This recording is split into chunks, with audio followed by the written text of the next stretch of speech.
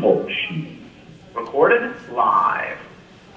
Welcome everybody to another edition of the TalkingWithHeroes.com talk show program. I am Bob Calvert, your host, and we're still here in Orlando, Florida. We're at the 2009 Military Writers Society of America annual conference, and where people are going to be also voting for the People Choice Awards. This is our third program for today.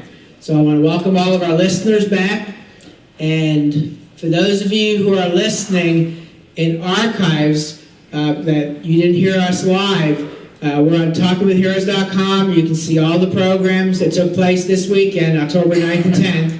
And also, maybe a week, two, a little more down the road, all the videos of this event will be posted online, and you'll find that information on TalkingWithHeroes.com or MilitaryWriters.com.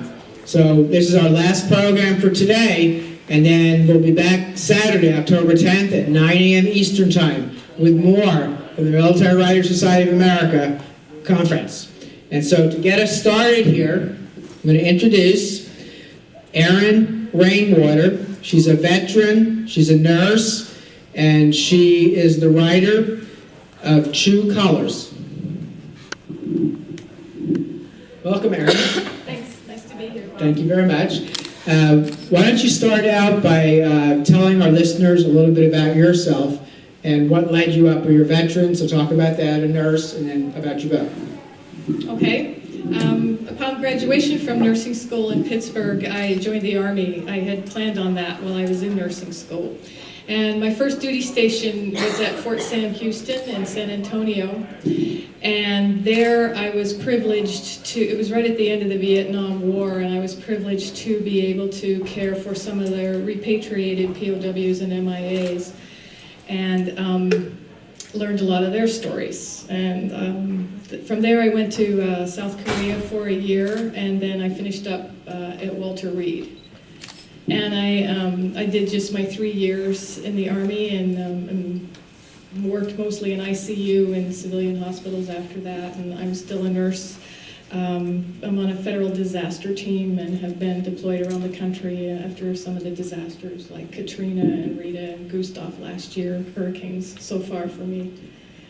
So they say write what you know, and I also like to write what I love, and I know nursing, and so the protagonist in True Colors is a nurse, and this is set during the Civil War, because I'm also a lover of history. And you write what you love, and I love history, and I love medicine and the science of medicine, so I combined the two for True Colors, which is about a physician's daughter in Pennsylvania, which is my home state as well, who goes to Alexandria, Virginia to tend the wounded. She's a farm girl, but a physician's daughter, and so she's had experiences and has seen things, and she thinks she's just what the doctor ordered to go down there, but she realizes that there really isn't anything that has prepared her for what she sees in this devastating war. It's not too much different from some of the devastation that we see today as well, and that I saw back during the Vietnam time. I was going to say, as you were talking, that I had a feeling that some of this is based on personal experience. Well, some of the experiences are personal of fellows that I had at Fort Sam. A lot of the medicine, I love medicine period, but studying the medicine of the Civil War, and some of it might seem so barbaric and everything, but it's fascinating, to have surgery without anesthesia, or it's just some of the ways that they used mercury, they used nitric acid on wounds and things like that just seems so barbaric, but yet fascinating. It was state-of-the-art at the time, and I love writing about that and just sort of blending it in with the storyline. Okay. How do people find out about your book, and how do they purchase it? I have a website. It's just www.erinrainwater.com, and Erin is spelled E-R-I-N, and Rainwater is spelled just like it falls from the sky. And you can purchase them through the website or on Amazon or Target or Borders, Barnes & Noble, all the usual online availabilities, and through infinitypublishing.com.